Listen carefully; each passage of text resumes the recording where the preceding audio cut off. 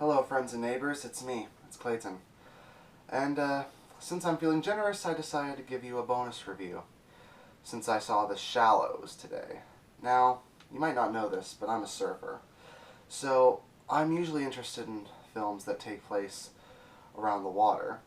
And let me just say that the critics are actually right about this one. The Shallows is a very intense, very riveting survival thriller that proves that you don't need big effects or even a huge budget to make an effective film. Sometimes it just takes a few clever choices and the right actress. But anyways, let's get to the story. The story revolves around a young woman named Nancy Adams, played by Blake Lively. As she's reeling over the death of a family member, she decides to go over to Mexico to do some surfing to get her mind off the subject. Unfortunately, while she's surfing, she ends up being attacked by a great white shark, and she's left with her leg injured and with her stranded out in the ocean. And she has to use her wits, her limited resources, and her intelligence in order to save herself and possibly to bring this great white shark down, as the few supporting characters that she meets along the way end up dying around her. So, anything else about the story is best experienced on your own. But the way the story is told, through its very minimalistic approach, makes it actually a very harrowing film to watch.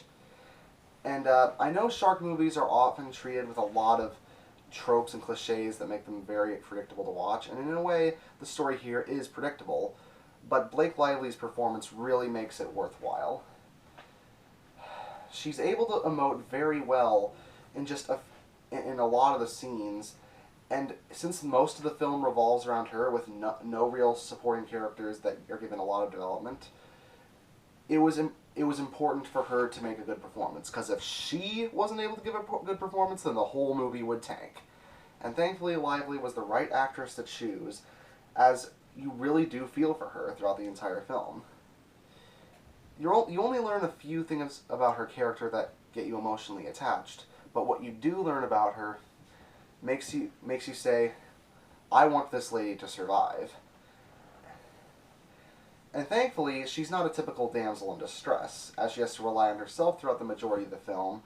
She's actually very resourceful and very intelligent, and it makes sense because she's also a medical school student. And seeing her do things like treating her injuries, bonding with a seagull, and using every trick in the book to try and outwit this great white shark who just wants her for lunch, really makes her a very interesting character to watch. Now, I will say that the film takes a little while to get to the actual shark attack, as the start of the film feels like a 90s style music video with a lot of modern music being thrown in. The modern music does set the tone for some of the surfing scenes, and it does expose a bit of Nancy Adams' personality, but sometimes the songs feel like they're there just to be there. They didn't need to really be in there at all.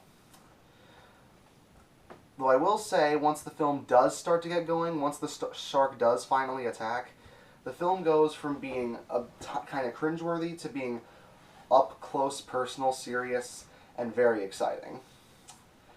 The director of this film really understood what it means to make a tense survival film, as a lot of the scenes just rely on Lively and her surroundings, without a lot of action going on at all. And throughout the film, you'll have a lot of moments where you're just wondering when the shark's gonna come. Like, he's coming, just tell us when he's coming, man. It's been a while. You don't know when the shark's going to attack and what will trigger it half the time. I mean, that's what makes a tense survival film work, that sense of unpredictability. Even though I'm a big fan of big-budget action films, sometimes you need a lower-budget, more personal survival thriller film to get through the day. And to make sure you don't get tired of the onslaught of summer action. Plus, this film... one thing I do have to say about this film that is unfortunately one more negative other than the modern pop songs is the fact that the film is very short. It's only 87 minutes long. Now, I personally would have included like 13 more minutes to develop Nancy's character more, or to give her a few more scary scenarios. But even though the film's rather short, I think it's not necessarily a bad thing as long as it has good rewatch value. Because, hey, I've seen Ant-Man at least 5 times, and I still watch it pretty often because it has a lot of rewatch value for me. And this one does as well. I think I might get it on DVD just so I can catch everything, because even though it's only barely an hour and a half long, it does its job fairly well. Like a Roadrunner cartoon. Let me explain.